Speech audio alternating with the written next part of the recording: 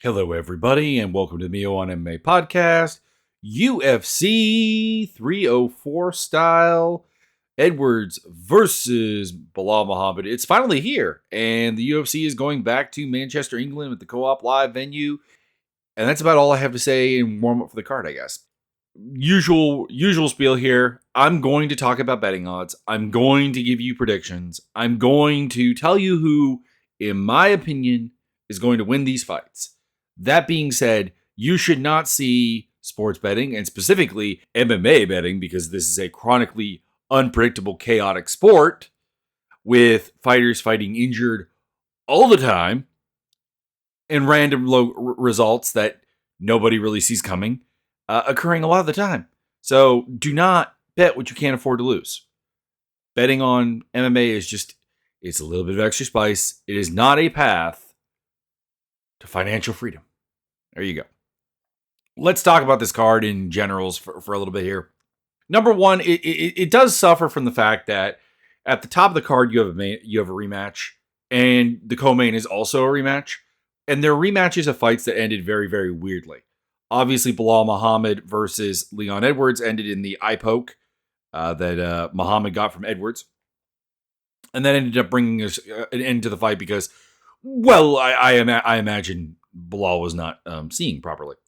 And then with Curtis Blaydes versus Tom Aspinall, you have a fight that is a rematch of a fight that lasted. Let me get the exact time here. I would like to make that very clear. It lasted 15 seconds and had something like 11 strikes landed, I think, between the two fighters. And Aspinall blew his knee out. And well, John Jones seems to believe that watching a fight that had, 7 strikes landed was incredibly informative. I don't agree. So, in both cases with the main and the co-main, you had the weirdness of these fights being fights I broke down some time ago.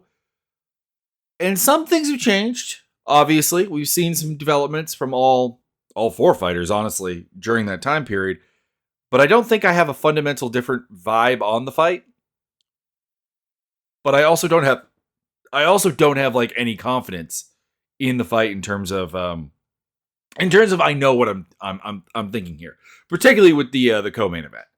And then you have the weirdness that is Manel Kape versus Muhammad Mokaev, which is essentially a number 1 contender fight, or very damn close to it, in the flyweight division. And for some reason, despite the fact that it started on the main card, and let me refresh the card here because it keeps changing, it is now the 4th fight of the night.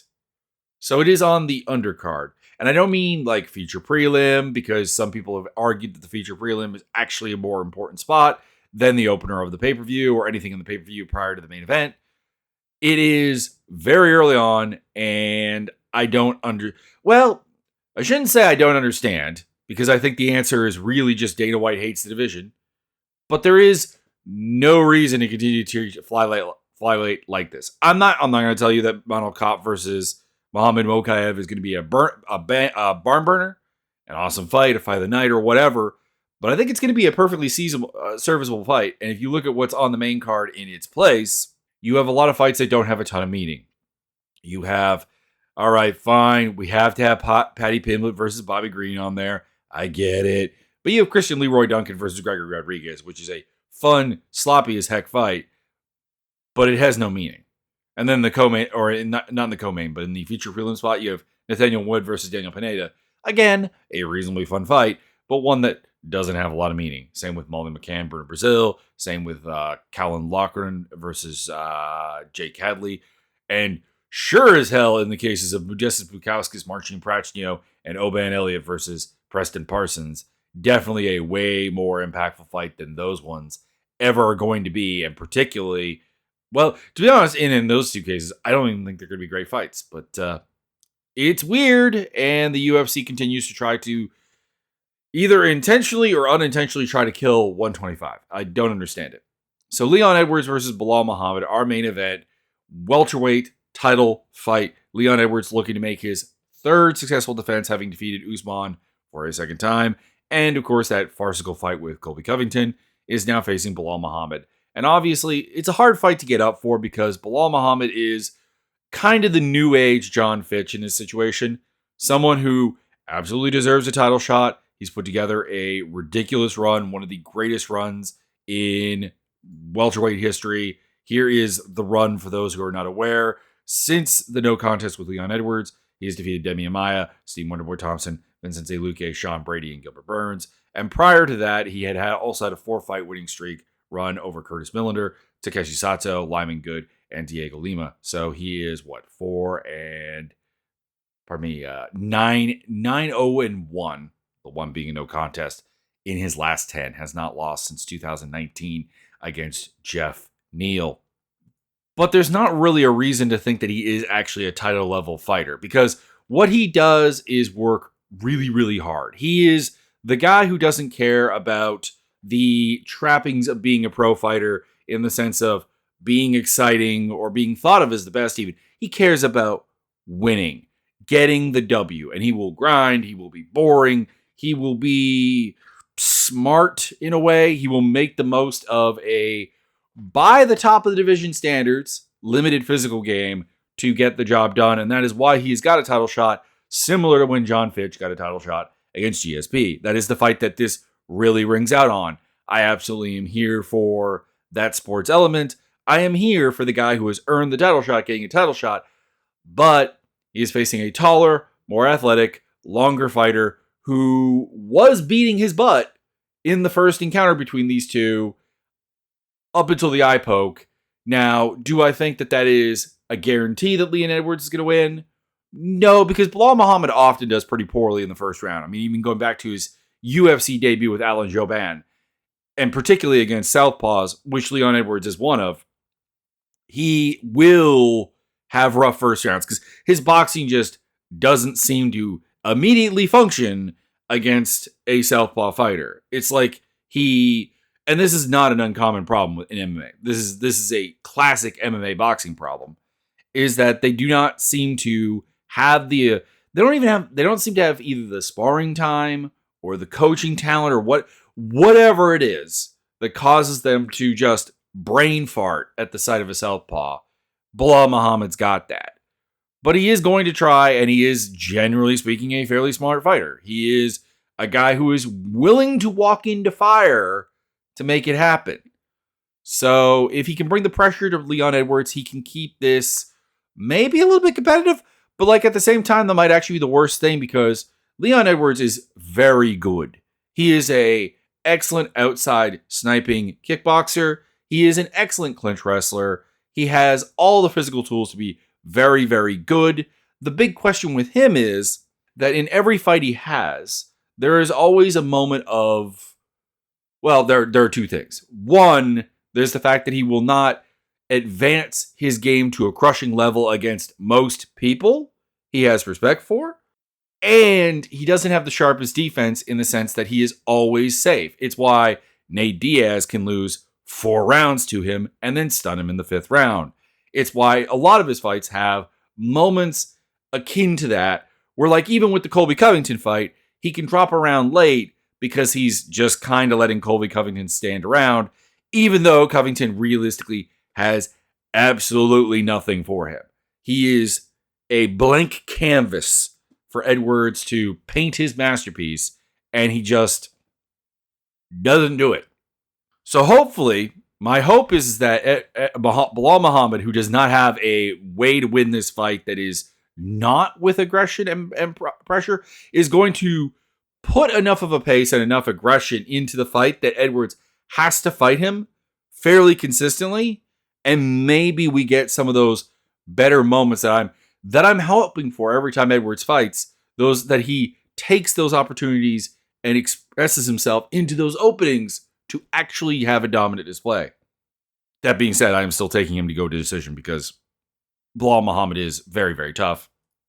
Actually, come to think of it, has Belal Muhammad ever actually been finished? You think I would have looked that up, but I know he wasn't by Jeff Neal. Okay, he was knocked out way back in 2016 by Vincente Luque, but I think that Belal Muhammad doesn't actually exist anymore. So there you go. So yeah, I'm going to go with Leon Edwards by decision. He's got the range. He's got the counter wrestling. He's got the athleticism. He's got the he's he's got the game plan ability and he's got the southpaw stance that tends to be a problem for Belal Muhammad. He's just frustrating. Anyways, he's a minus 250 to minus 275 favorite. Belal is plus 190 to plus 210. Honestly, that could be wider. Tom Aspinall, Curtis Blaydes, which I think I basically highlighted right at the top, is this is your typical Curtis Blaydes fight. He is the best wrestler basically any opponent he ever has. We'll see. And the question is that good enough to win the fight? Because while Curtis Blaydes has learned to box, there is a massive hitch in his game. He does not box and wrestle. He is either in boxer mode or he is in wrestler mode. And that means that his boxing isn't enhanced by his wrestling the way you would like it to be. He's not really a wrestle boxer. He's either a wrestler or a boxer. And that's always been a limitation because he's not insanely durable and he has some bad defensive, lapses where he gets hit really, really hard. So that leaves it basically like you're at heavyweight, you could be knocked out, and we're going to find out if your opponent can wrestle. And there's no one in Aspinall's resume that has a takedown game like Curtis Blaydes', and it didn't really get there the first time. And in the case of Blaydes, I think we know that Aspinall can knock him out. I think that there's no real doubt in anyone's mind, except maybe Blaydes, because you have to put that doubt out of your mind, that, Aspinall, who is a hard hitter and a generally strong fighter, is going to have the ability to put his lights out. So I am going with Aspinall by TKO. I do not have necessarily a ton of faith in this. We could come out in the first minute and Blaydes is shooting takedowns and Aspinall has no answer for it and he's on his back and we're in for a long night of wrestling. Or a very, very short night of wrestling. We'll see. Because, we haven't seen how Aspinall handles like that kind of dominant grappling. But I do think I have to go with Aspinall to retain the Interm title. And it doesn't matter who wins the fight because neither of them are getting a fight with John Jones. So they will not be able to take that belt off of him. Because John Jones is going to fight Stipe Miocic. Maybe. Possibly. Probably not. I don't actually have any faith that that fight's going to happen. I have faith that John Jones wants it. But, it's the ridiculous situation that is heavyweight right now. In terms of your odds, Aspinall is a minus 375 to minus 440 favorite. That's a bit wide. And Blaydes is plus 290 to plus 310. That is, like I said, that is a bit wide. Like, Blaydes is such a unique character in the heavyweight division in that he is actually a good wrestler and a reasonably athletic one. And there's just not a lot of people to train with or to fight that really prepare you for that. So I'm picking Aspinall, but I do think that that's a bit wide. Bobby Green versus Paddy Pimblett here. Okay, full disclosure, I really don't like Paddy Pimblett. I don't like the fans that he brings in. Mostly, I don't like his war with the MMA media. Realistically, I think that it is fairly stupid. And also, I think counterproductive for fighters as a whole. But hey, it might be working out for Paddy. I don't like his really double-edged nature when it comes to like mental health issues. Where like he is, in his own way, an advocate for like, getting help and suicide prevention and all that stuff. He's also a dick. Also a giant dick. And because he has a gift of gab that I don't really understand, he is one of the bigger stars in the division. So, go figure.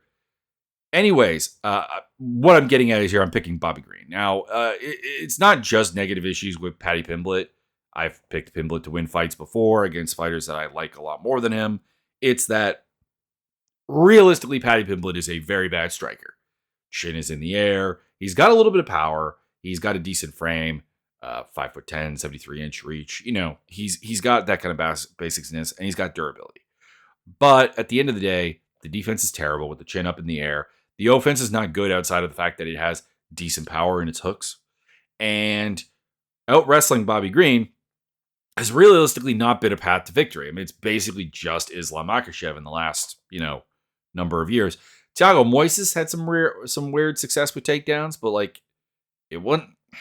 I mean, for one thing, I think most people think Bobby Green won that fight, so even that doesn't work out. But yeah, if you're not Islam Makhachev, out wrestling Bobby Green is not really an option. And while Pimblett's ground game is not bad, he's actually a pretty good scrambler. He actually has pretty good ground and pound. He has a good back take game and an effective rear naked choke. He's also been, treated with the absolute babiest of gloves during his UFC run, because if you look at his wins, it is a bullshit win over Jared Gordon, the ghost of Tony Ferguson, Jordan Levitt, who is just a grappler, and then guys who were, brought in basically to lose to him, not necessarily to him, but like to lose to people in Rodrigo Vargas, aka Cazulo Vargas, and Luigi Venturmini, who was, if I recall correctly, just comically undersized. Yeah, 5'8", 73. It does have 73-inch reach. Go figure. But like, yeah, who's, notably shorter and notably smaller than him. And then Vargas, who's just not very good. Like I said. So this is that step up. This is that moment where Paddy Pimblett is fighting a guy who, despite being 37 years old, still seems to be relatively in his athletic prime and is a good striker, is a guy that is hard to out-wrestle, and should TKO him, or at least win a pretty convincing decision.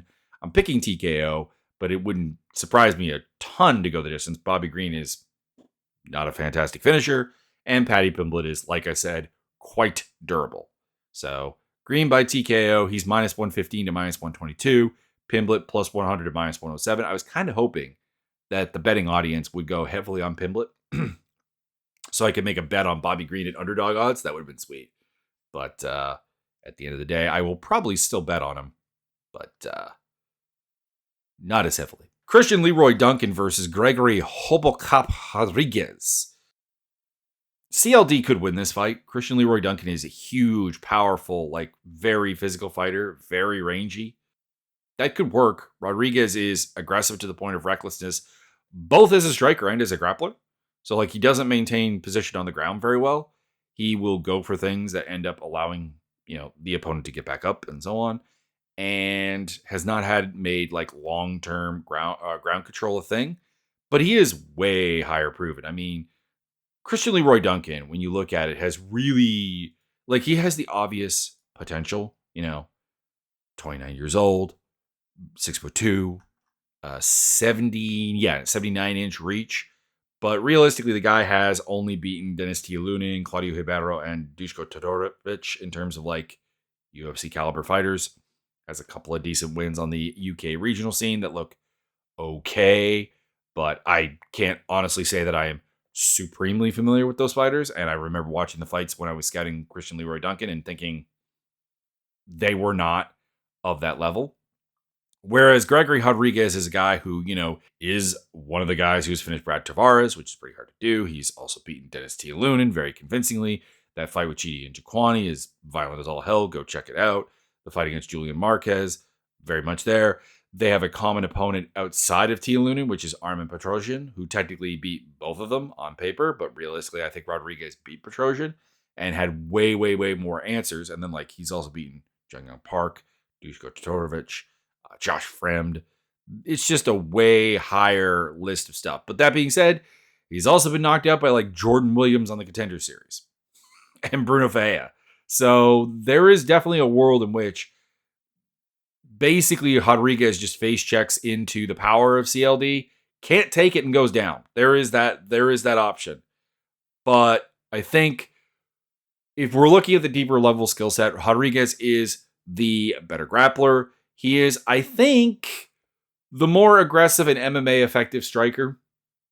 And I don't really think Christian Leroy Duncan is going to like the fact that he is fighting a guy, maybe for the first time ever, who is taller than him and has a relatively comparable reach. He's 4 inches shorter in reach, 1 inch taller. So the range will go to CLD. But Rodriguez has got that raw dog in him that, he is going to, not care. He is going to get into the pocket and make exchanges happen with CLD. So I'm taking Hobocop by TKO. It would not shock me to see him get knocked out here. Jordan Williams did it. Christian Leroy Duncan certainly can, but I can definitely see Rodriguez finishing CLD. So Rodriguez, TKO, CLD is the minus 135 to minus 154 favorite. I'm a little surprised at that. Rodriguez is a much more established UFC fighter. And I can't say that CLD's been all that impressive. I mean, don't get me wrong. He's on a 2-fight winning streak with TKOs in both of them. But they're against very bad fighters, at least by UFC standards. Hobocop plus 110 to plus 122. I'm not sure if I said that. Arnold Allen versus Giga Chikadze. Time for a rebound fight for Arnold Allen, who's coming off of 2 straight losses. He's facing a simple but difficult opponent. You have Giga Chikadze, who is a dangerous, rangy striker. Can grapple, can wrestle, but does tend to fade. Probably because he's a 6'2" featherweight. Jesus. That's a hell of a weight cut. Like I said, dangerous guy. He's got the Giga Kick named after him. He's explosive. He's fast. He has fight-ending power. He can win a decision as well. We've seen that as well. But at the same time, you look at the fight with Calvin Kattar that Giga Chikadze had. You look at the fight even with Bruce Leroy, Alex Caceres last time out. There's a lot there that Arnold Allen can work with. There's a lot of things that, like, if he can pressure Giga, particularly later in the fight, Giga tends to get sloppy, tends to have the footwork fade a little bit. Still dangerous. He knocked out Edson Barboza in the 3rd round. He did go to decision with Alex Caceres and Omar Morales. Like, it can be done. He can do that. But Arnold Allen, with a mix of wrestling and striking, particularly pressure, should be able to get this done. And I have faith in Arnold Allen because he seems like a fairly smart IQ fighter. Like, when he fights, I do see like a through point, a game plan, and he's a guy who doesn't pass up obvious opportunities to win a fight. So against Giga, who is one-dimensional in the sense that he's really just a stand-up guy and is, like I said, dangerous, but sometimes a little bit shallow. Like, the breadth of technique is good, but the depth is not necessarily amazing. This should be Arnold Allen's moment to shine. I hope. He's going to win by decision, in my opinion. He's minus 218 and minus 250. Giga is plus 175 to plus 205. Then we have our feature prelim, Nathaniel Wood versus Daniel Pineda. Daniel Pineda is going to bring it in the first round. He always does. He is a car crash, basically, of grappling and crashing into you striking. He's powerful. He's strong. He's physical. Despite being 38 years old, I still think that holds true. He still has all of those items. But at the end of the day, I think Nathaniel Wood is good enough to survive that. He has been knocked out in the past, so there is a path to victory. There is a path to stunning him for Daniel Pineda. But despite being undersized, Wood is just the better fighter here. He's a much better defensively sound fighter. He puts up a good pace. He can work counters.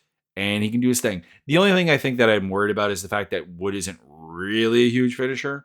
Like, there's not a lot of finishes on his record. And I think that at 145, that is really unlikely. So he's going to go the distance. But I see him just picking up the later rounds easily. And he may even just pick up the first round. Because, like I said, he is a good fighter. Just because he lost to Muhammad. Oh, man, I always get the Tajikistan guys mixed up. Is it Naimov? It is Naimov. I am right. Boom. There you go. But, like, beating Andre Fili, Charles Jourdain, and Charles Rosa. This should be the option here. Pineda's wins are over guys who tend to break and crack. Be that and Tucker Lutz is not that, but like when Tucker Lutz is like kind of the highlight of your like UFC run as far as like finishing a guy that's like hard to finish. And otherwise you have like Herbert Burns. So that's the best I got for you. Man, this he was supposed to fight Kushin Ashkabov. That would have been fun. Kushin Ashkabov, I think, is like a complete fraud. So Pineda would have been fun in that one. Anyways, Wood by decision. He's a minus 410 to minus 460 favorite. That's a bit wide. And Pineda plus 320 to plus 340. Meatball Molly McCann versus Bruno Brazil. I still don't think Meatball Molly's like move to strawweight is going to be like revolutionary or anything. I don't think she's going to be a champion. I don't think she's going to be a real contender. But it does mean that her 5'3" frame is less of a liability than it was in the past. And it does mean that she is, generally speaking, a little bit bigger than the people that she's going to fight against. And Bruna Brazil is a reasonably long fighter, 5'6", 65.5-inch reach, which is for strawweight quite large, but she does end up in the clinch a lot. She doesn't really have a dedicated range game. Like, she has the range for it. She has the tactics. She has the techniques, but she does tend to get suckered into, like, pocket boxing or into the clinch. There's a reason that, like, Marnik Mann was able to take her down. There's a reason that Denise Gomes was able to take her down. There's a reason that Luma Lubumi, who is a very good fighter, but is a very small 155, was able to get her down as well. So there's no real reason to believe that she's going to avoid the clinch with Molly McCann, who is a larger fighter in this fight and is a pretty decent grappler and wrestler. I don't think the submission streak is going to continue, the whole calling submissions and picking them up. But I do see that being a very big part of the win of the game and Meatball winning a decision here. She is tough. She is durable. She can strike. Like, it's not like she's just a grappler, but she should prioritize the grappling here against Bruna Brazil, who just does not have a way of avoiding that. So Meatball Molly by decision. She's a minus 345 to minus 350 favorite. That's a very narrow odd line. And Bruna Brazil plus 255 to plus 275. Colin Loughran versus Jake Hadley. I'm going with Loughran just as a physical thing here. They're kind of, both of these fighters are guys that have a little bit of hype around them that I don't really fully back up, because in Loughran's case, I just don't think he's that good. I don't think he's that deep or that technical. And we kind of saw that with the Taylor Lapilus fight. That, granted, Taylor Lapilus is a perfect counter, a perfect foil to this style. But Loughran is, if I recall correctly, and I did write it down, Team Calbon, the Darren Till experience, where you fight guys like 0-39 Will Carnes and 0-31 Reese Street coming up, which are not viable experiences, and you just don't fight anybody better than, like, Luke Shanks, who's like an okay fighter with, like, limited physical upside. You just kind of bully people and crush them, but, like, at the same time, Jake Hadley, who is also coming up a weight class here, probably can just be crushed and bullied. He probably can. That's the problem. Jake Hadley just doesn't really have the athletic ability for what you're looking for, and there's a reason that he lost to Charles Johnson fairly easily. There's a reason he lost to Cody Durden. There's a reason he lost to Alan Nascimento. And it's largely that physical action. And, beating Malcolm Gordon and Carlos Candelario. Candelario is a very low athletic ceiling. And Malcolm Gordon is, of course, a guy who was, like, pissing out parts of his liver before the fight and should not have been fighting that fight, and probably should not have been fighting just in general at 125, is your guy. This was, of course, supposed to be Loughran versus Ramon Tavares. So, it's also a short notice fight. So I got to go with Loughran, even though I am not a fan of his. I don't think that there's no real dynamicism or danger to him. Like, he's a guy that I don't even think is necessarily a great athlete, who has been getting around by just athlete bullying people over and over and over again. And while only Taylor Lapilus has stopped him from doing that, and that's a fairly decent ceiling, I do think that there is actually a lower ceiling to that. But I do think that putting him up against a not particularly athletic flyweight, that's a way to get him a W. Loughran by decision, he is a minus 200 to minus 225 favorite. Hadley is plus 163 to plus 180. Modestas Bukauskas versus Marcin Prachnio. This is a fight that I believe last week I just said why. And I'm just going to say why again. They're low output outside strikers who aren't really going to prove anything by fighting each other, other than, I guess, who's the better version of that. Like, we're talking about guys who land 3 to 5 strikes a minute. I know 205 is, like, this dangerous, powerful division where volume, like, metrics are not all that important, but, like, these guys aren't, like, powerful. They're for the division, not particularly athletic. They're low output technicians, and I don't really understand it here. So with Prachnio, I just think he's the better version of this fighter. He's got a slightly higher pace. He's a cleaner technician, and I'm going to pick him by decision. But Bukauskas is the rangier fighter, 78 inches to 74 inches of reach, to the same height, Both are 6'3", and Bukauskas is 6 years younger. So if anyone's going to show a new wrinkle to their game, it's probably Bukauskas, but I guess he is the slightly bigger hitter. But I don't trust either man to finish the other one. So I think you're just kind of getting a point karate fight. And that's the type of fight Pacino wins. I'm actually surprised to see him as an underdog here. Bukauskas is minus 155 to minus 164 as a favorite. Pacino plus 125 to plus 135. I can't really get excited about that because, like, what a Pacino's wins have been good. Like, he beat Devin Clark, William Knight, Ike Villanueva. Somehow beat Khalil Roundtree. Go figure. But otherwise, he's also lost to guys like Mike Rodriguez, Sam Alvey, Magomed Ankalaev, Felipe Lins, Vitor Petrino. The only one of those that is remotely similar to Bukauskas is Sam Alvey, though, but without the power and the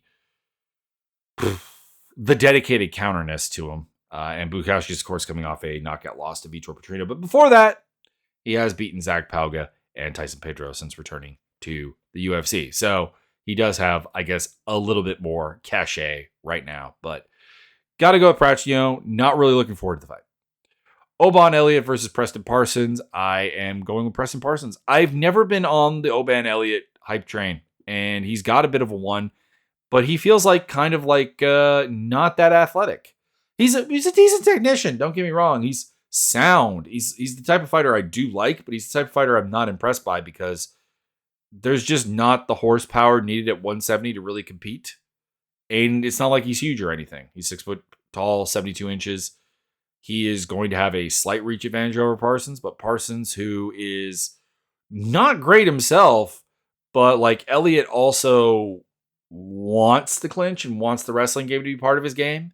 And if you do that with Parsons, you're going to get taken down. You're going to play into his game, which is narrower, but deeper in what it is. And yeah, I got Parsons by decision. I would like to hype some of these fights up a little bit more. Like it's not that they're like terrible fights or anything. It's just that the dynamic is dominated by something that is just summarized in a sentence. Parsons is the favorite minus 138 to minus 166. Elliott plus 110 to plus 130. Muhammad Mokaev versus Manel Kape. This is the fight that was on the main card. Now is way down here to the point where we're getting to it in the 33rd minute of the podcast. I'm going with Kape, but it's with like zero comfort. We've seen Kape get out wrestled before by people who are not even as good as Muhammad Mokaev, but I am hoping that the 2024 version of Manel Kape, who has been tweeting up a storm and talking about all kinds of stuff, and apparently these two got into a scuffle in the hotel as well. He's the better striker of the two. He's the better athlete of the two. If he can keep his footwork going, if he can keep away from Mokaev's ideal shot range, if he can give him some counters, because he is quite good on the counter, he should be able to break down Mokaev. That being said, we've seen him lose a wrestling match to like Ulka Sasaki. We've seen him get taken down by other people. If Mokaev quickly gets a takedown, I'm going to instantly regret this pick because it relies on Kape just avoiding Mokaev's game. But I just feel like Mokaev's game is... I've kind of used the Khabib Nurmagomedov comparison with him before. Obviously, part of it is like, you know, the whole... I think they're both Dagestani, or is Mokaev Chechnyan?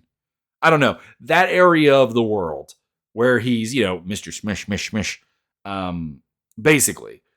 But with, like, you know, better trash talk because he's from the UK and speaks English as, like, you know, an actual day-to-day language without the physicality. Like, he wants to do the Khabib thing, but he's not the Khabib athlete. And that's not a diss because Khabib is an insane athlete. Khabib was an insane once-in-a-lifetime fighter in that regard. Don't get me wrong. The other Chechen and Dagestani fighters, they're learning. They're actually becoming more technically sound than Khabib. But if you're just going to take the Khabib game, like Mokaev kind of is, you need more athleticism than Mokaev has. Also, you should probably not do it at 125. So, Kape by decision. I may regret the pick really quickly, very, very, very quickly. And Mokaev is the minus 155 to minus 172 favorite.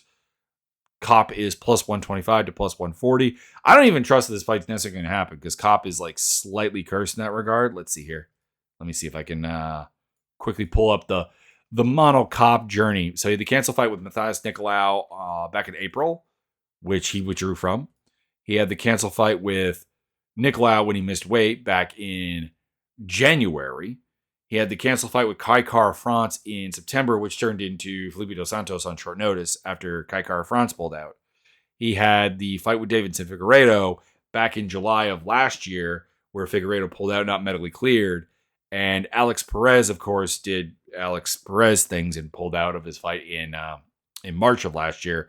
So, that's 1, 2, 3, 4, 5, 6 bookings, one of which is a short notice booking, and only one fight. So I'm not super confident we actually see this fight happen. This is a guy who fought once in 2023, once in 2022, and you have to go back to 2021 where he fought 4 times to get like an active year out of him, which included losses to Matthias Nicolau and Alexander Pantoja. So, yeah. It's hard to look forward to a Manel Kape fight because it just feels like there's voodoo over him. Both him and his opponents. Sam Patterson versus Kiefer Crosby. I'm picking Kiefer Crosby by TKO. Patterson is a tall guy. He is 6'3" at welterweight. That is huge. He has a 78-inch reach. But he's not very good. He's not very good, and he's not necessarily very physical. Like, really. Like, he's got a good back take game as a tall guy would, and he's got submissions. But, like, he did get deaded by Yanel Ashmouz back in 2023. So, like, I know he beat Johan Lainez, but Johan Lainez he's bad. Like, it wouldn't surprise me. It legitimately wouldn't surprise me because Kiefer Crosby is also not very good. Kiefer Crosby is a guy who comes out of the SBG Ireland family and has gotten that SBG Ireland treatment, which has led to him losing to pretty much anyone good you can think of. Outside of, I guess he does have a win over Cowboy Oliveira, but that's about it. So, I don't know. I don't really have like strong expectations for this fight. It's just Patterson's striking is pretty bad if you can get inside the reach. He's a little bit chinny. He's not cutting down to 155 anymore, which is probably good. It'll increase his durability. But I just can't help but think that if you look at his regional success and you even look at the Lainez fight, it's just about beating people who are really, really flawed and are flummoxed by his reach. And I'm hoping Kiefer Crosby is not that guy, because Kiefer Crosby is training with some dudes who are pretty long and reasonably athletic. So hopefully that's not a shock to him and he can pick up the TKO here. But like I said, wouldn't be surprised if Patterson's height just proves to be a problem. Wouldn't be surprised if he catches Crosby on the ground, puts him on a submission. I basically am just picking Crosby because he's a plus 300 to plus 340 underdog, which is too wide. There is no time Sam Patterson should be minus 400 to minus 455. I'm just saying that right now. Mick Parkin versus Lucas Brzeski. There's not really any reason to think that Brzeski can win this fight. They're very similar fighters. They are not amazing athletes, not amazing powerhouses at heavyweight. They are reasonably technical by the division standards. And Parkin mixes in a takedown game that Brzeski doesn't really seem to have in his pocket. And Parkin is just a little bit sharper, a little bit more physically imposing. He basically does what Brzeski does better with takedowns and with that notch of extra athleticism. Parkin by decision. Although Parkin's UFC run has been so weird. Anyways, he's a minus 275 to minus 340 favorite. Brzeski plus 210 to plus 270. And what I mean by like Parkin having a weird UFC career has been that like he came in, he's won all his fights, beats Jamal Pokes pretty convincingly, like really solid display by him. I was impressed. I was a little bit on the hype bandwagon. Doesn't take much for me as heavyweight. Just takes being able to land 95 significant strikes over 15 minutes, basically. And then he had that really, really, really weird and awkward fight he should have probably lost to Kyle Machado. And then he goes out there and he beats Muhammad Usman, which is admittedly looking a lot less impressive because, well, we just saw Thomas Peterson do that. So maybe it's not that weird. Maybe it's not that weird. But I just don't really see how Bresky wins. Like, I don't see Bresky knocking him out. I don't see Bresky being able to out wrestle him. And if it is just a Bresky fight, i.e. a volume striking fight, Parkin tends to have more consistent output. So, Parkin. Shauna Bannon versus Alice Ardeline. Ardeline is bad. She has got a little bit of a social media following, which I assume is why she is here, but she's got a pretty poor record. She is, there it is, 9-5 on the regional scene in Eastern Europe, which is not impressive. She's won 5 straight, but the opponents have a combined record of 8-8. Like, she is a can crusher. There's a little bit of physicality to her. Like, she's got some power, some ability to bully, some ability to strike, some ability to grapple. But she's not a UFC level fighter. And the only problem is, I guess, Shauna Bannon isn't really either. Like, Bannon, I do actually think is a decent technician, but a just not good athlete. I'll pick Bannon. She has a game that I trust a little bit more. And the defenders for Ardeline are really, really bizarre because out on the Twitter landscape, out on the hellscape, as it were, you've got people who are rightfully calling out this signing as weird. You're picking a 32-year-old 9-5 fighter up. What's the deal here? What are we doing? She's coming off a win over a girl who's 0-3. Her fight win 2 wins before that was 0-1. Her best opponent that she has beaten in her entire career in terms of like just on paper record is 3-0. This is not someone who should be here, but people are like coming back with, well, she fought Weili Zhang, yeah, and she lost. What do you want? She also has lost to Christina Stanciu and Diana Belbita, who are like failed Romanian scene MMA fighters in the UFC, who were notably, Belbita was notably not very athletic. Stanciu actually had a little bit of pop, a little bit of athleticism. I was a little disappointed that her UFC run came to an end after losing to Marina Moros and Courtney Casey, but she hit the regional scene and then lost again and like retired. So I'm not gonna cry about spilt milk. Anyways, I don't know. Not looking forward to the fight. You have somebody who probably has the raw physical tools to actually be a decent fighter, none of the technical tools. You have someone who has probably some of the technical tools to be a decent fighter and is just not really a good enough athlete. There you go. Bannon by decision. She's a -175 to -180 favorite. Ardeline is +138 to +150. That's all I got. Come back for the recap on Sunday, and I hope you have a good day and you enjoy the fights. It's a weird card because I think I came off very negative about it, but like I am looking forward to some of the fights. It's just the analytical part of my brain wasn't thrilled. There you go. Check out my links down below for social medias, video game stuff, and my fight simulator. There you go. Have a good one. Enjoy the fights.